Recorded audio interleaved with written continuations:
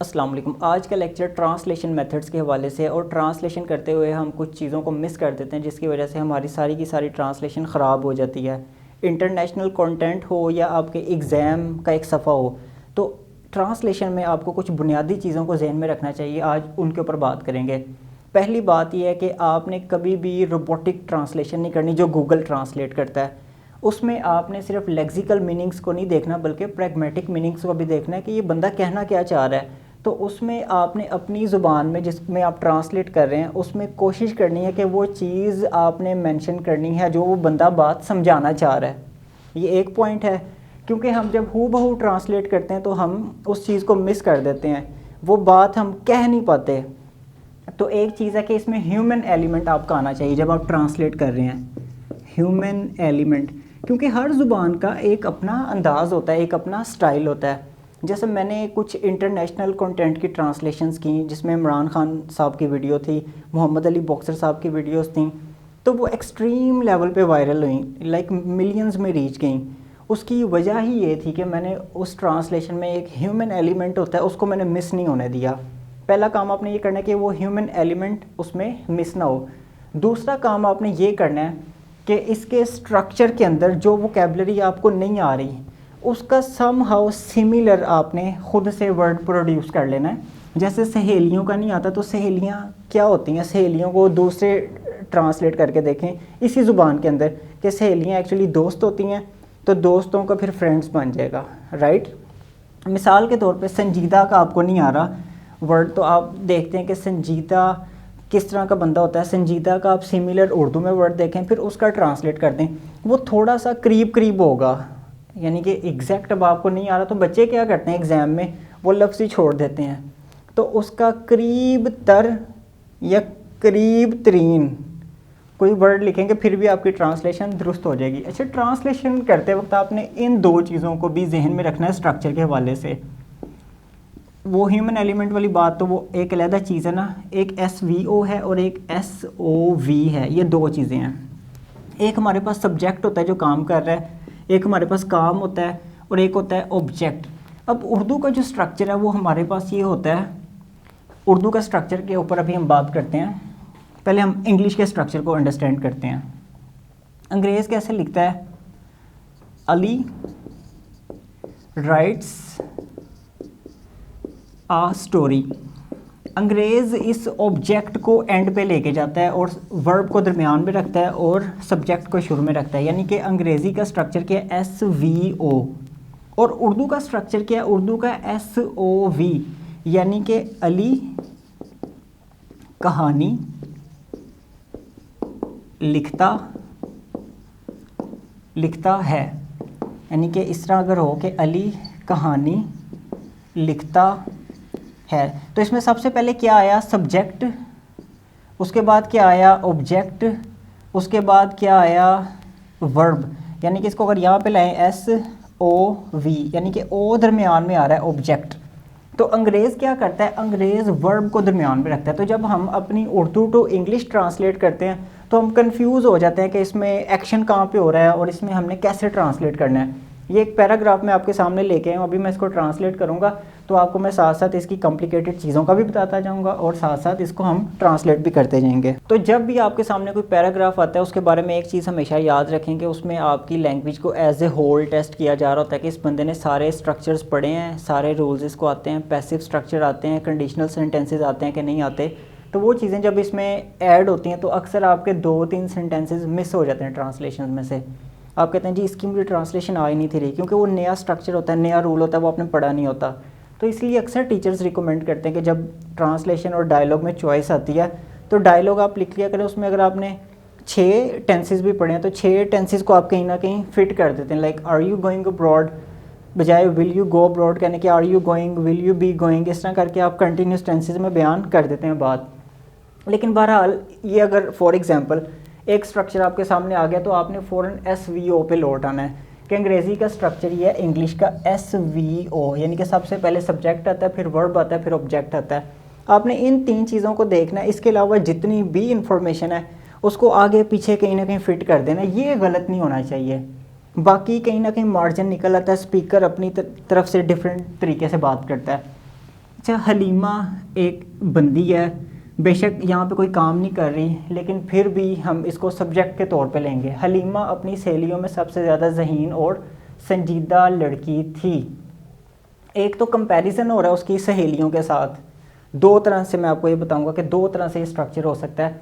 एक तो सहेलियों के साथ कंपैरिजन हो रहा है, और दूसरा ये हो रहा है कि इसकी एक स्टेट बयान हो रही है, इसकी एडजेक्टिव, इसकी खूबी बयान हो रही है। कैसे? इसमें कोई एक्शन नहीं हो रहा, लेकिन इसकी खूबी कैसे बयान होगी? हलीमा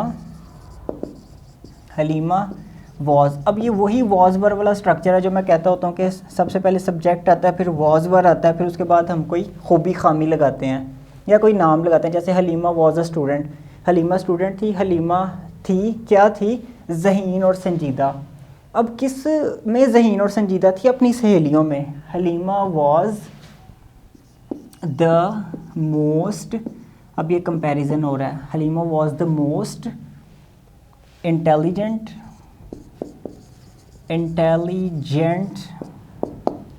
एंड, अब डबल एडजेक्टिव हुई है यूज़ यहाँ पे, serious. Halima was the most intelligent and serious girl among her friends. ज़्यादा हों तो अमंग आता है, और अगर दो हों तो फिर बिटवीन आता है। तो यहाँ पे अमंग हर फ्रेंड्स, सहेलियों में। तो मेन काम हमने क्या किया कि हलीमा ये सब्जेक्ट लगाया, उसके बाद वॉज वर्ब में से एक लगना था कि इसमें उसकी स्टेट बयान हुई है थी। अच्छा, कुछ लोग यहाँ पे इज़ लगा देंगे, कुछ लोग यहाँ पे आर लगा देंगे, यहाँ पे प्रॉब्लम हो जाएगा, क्योंकि हमने टेंस को भी अंडरस्टैंड करना है कि बात किस टेंस में हो रही है। हलीमा वॉज, अगर इसको हम फ़िलहाल स्किप करते हैं तो ये सेंटेंस इस तरह बना था, Halima was intelligent and serious girl among her friends.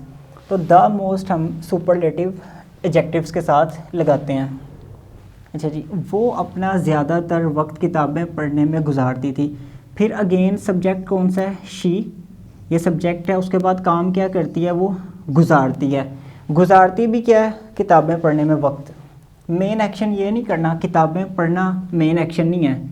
Main action को पहले आपने समझना है कि काम क्या हो रहा है। काम ये हो रहा है कि वो स्पेंड कर रही है। गुजारती थी, शी स्पेंट भी आ सकता है, शी यूज्ड टू स्पेंड भी आ सकता है। इसमें यूज्ड टू का इस्तेमाल हुआ है कि उसकी हैबिट एक बताई जा रही है। She used to spend most of her time,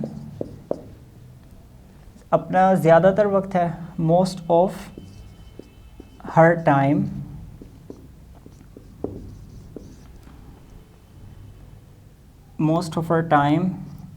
in reading books. इसको दोबारा अंडरस्टैंड करते हैं। सबसे पहले सब्जेक्ट आ गया वो शी, यहाँ पे भी सबसे पहले सब्जेक्ट आ गया। उसके बाद गुजारती थी, हैबिट आ गई पास्ट में, तो used to spend, used to के बाद हमने फर्स्ट फॉर्म लगा दी। क्या गुजारती थी? मोस्ट ऑफ हर टाइम, यानी कि अपने वक्त में से ज़्यादातर, अपना ज़्यादातर वक्त, ये अपना ज़्यादातर वक्त ये हमने कहीं ना कहीं फिट कर लिया। लेकिन उर्दू में क्या हो रहा था? उर्दू में तो वो के साथ अपना ज़्यादातर वक्त आ रहा था, वो अपना ज़्यादातर वक्त। अगर हम यहाँ पे लगाते she most of the time तो वो थोड़ा अजीब हो जाना था। तो हमने अंग्रेज़ी स्ट्रक्चर में वो के फ़ौरन बाद लगाना होता है एक्शन, गुजारती थी। तो इन रीडिंग बुक्स भी हो सकता है, टू रीड बुक्स भी हो सकता है। ठीक है, इसको आपने इसकी परेशानी नहीं लेनी कि ये लीस्ट इम्पोर्टेंट है, ये ज़्यादा इम्पोर्टेंट नहीं है। ज़्यादा इम्पोर्टेंट क्या है कि आपको ये स्ट्रक्चर यूज़ करना आना चाहिए। इसमें कहीं ना कहीं मार्जिन होता है, इसको डिफरेंटली भी लिखा जा सकता है। एक दिन उसने अपनी माँ से अपने मुस्तकबिल के बारे में बात की। अब इसमें अगेन हम देखेंगे कि बात किसने की है? उसने। ठीक है, उसने बात की है। बात किधर है? ये बात है। अच्छा जी, ऑब्जेक्ट कौन है? माँ। मदर किधर है? ये मदर। यानी कि हम इसको देखते हैं सबसे पहले कि एक्शन कौन कर रहा है, सब्जेक्ट कौन है? वो लड़की, ये सब्जेक्ट आ गया। उसके बाद काम क्या कर रही है? बात, वर्ब। उसके बाद बात किससे कर रही है? माँ से, ऑब्जेक्ट। ये तीन चीज़ें हमें पता चल गई तो हमें सेंटेंस बनाना आसान हो जाएगा। वन डे हम यूजुअली शुरू में लिख लेते हैं, वन डे, एक दिन हम कोमा लगा लेते हैं, इसको एंड पे भी लिखा जा सकता है, इसकी इतना कोई मसला नहीं है। शी टॉक्ड, अब ये पास्ट टेंस है, अब शी इज़ टॉक्ड नहीं करना, शी वॉज टॉक्ड नहीं करना, शी वॉज टॉकिंग नहीं करना। वही मैं पहले बता चुका हूँ कि एग्जामिनर जो होता है उसने डिफरेंट टेंसेस ट्रांसलेशन के अंदर फिट किए होते हैं ताकि आपको पता चले कि आपकी लैंग्वेज कितने पानी में है। She talked to her mother, उसने अपनी माँ से बात की। यहाँ तक पहले हम अंडरस्टैंड करते हैं।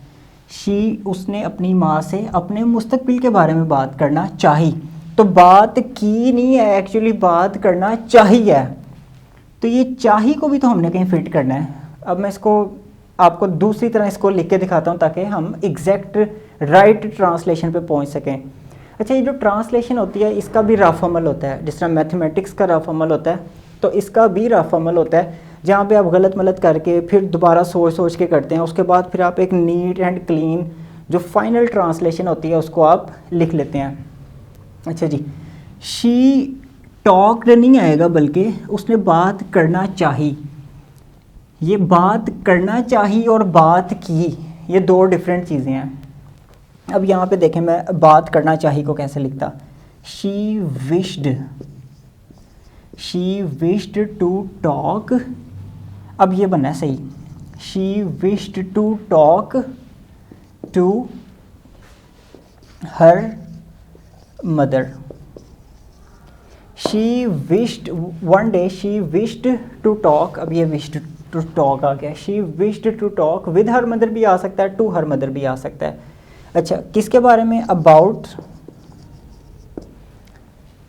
अपने मुस्तकबिल के, about her future,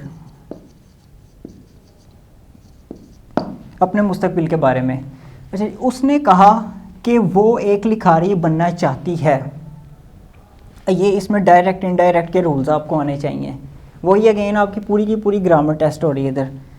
she said that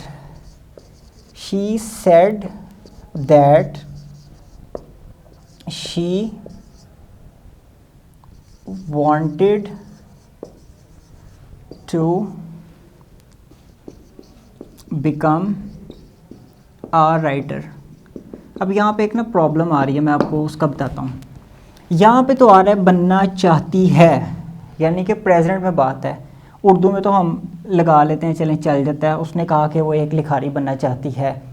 तो लेकिन अंग्रेज़ी का जो रूल है वो ये कहता है कि जब पीछे दैट से पहले सेकंड फॉर्म है, तो ये जो वांट है जो प्रेजेंट में था, she wants to become a writer, तो ये अगर वो यहाँ पे कहती जी I want to become a writer, अगर ये डायरेक्ट स्ट्रक्चर में होता तो उसको ही हमने एक्चुअली ओपन किया। तो उसको ओपन करने से ये जो वांट्स था या वांट था ये वांटेड में बदल गया सेकंड फॉर्म में। She said that she wanted to become a writer, जबकि उसकी माँ उसे डॉक्टर बनाना चाहती थी। अब बनाना चाहती थी और बनना चाहती थी, अब ये अगेन दो डिफरेंट स्ट्रक्चर्स आ गए, इनको अभी अंडरस्टैंड करते हैं। बट जबकि वाइल भी आ सकता है, बट भी आ सकता है, क्योंकि ये एक्चुअली इसको ये ऑपोजिट कर रहा है इस बात को, ये जो ऊपर हमने लिखी है। वाइल लिख लेते हैं, वाइल हर मदर wanted